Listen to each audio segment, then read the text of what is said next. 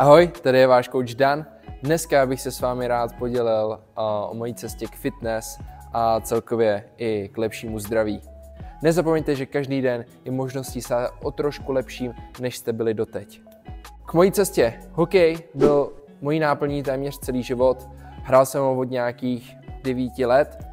Nicméně po konci mé kariéry jsem byl tak trochu ztracen. Hodně času jsem strávil u počítačových her, hodně času jsem strávil prokrastinováním, scrollováním přes sociální média. Zjistil jsem, že zdravý pohyb mi pomůže k mé cestě stát se lepším člověkem. Moje cesta k lepší kondici a lepšímu zdraví začínala pozvolným cvičením doma. Postupem času jsem se dostával nebo jsem cvičil více na workoutových hřištích. Dalším krokem bylo cvičení v gymu. Tohle nový prostředí mi otevřelo možnosti a otevřelo dveře k novým věcem, který jsem doposavad ve své hokejové kariéře vůbec neznal. Tato cesta mi ukázala, že třeba takový první skip nebo první pořádný dřep může být v tomto směru velice klíčovým.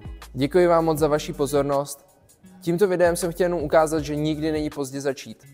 A já budu moc rád, když mi tady dolů do komentářů napíšeš, jaký je tvůj první cíl, co by si chtěl jako první dosáhnout. Může to být první skip, může to být první dřep, může to být cokoliv jiného. Budu rád, když to napíšeš. Měj se, čau.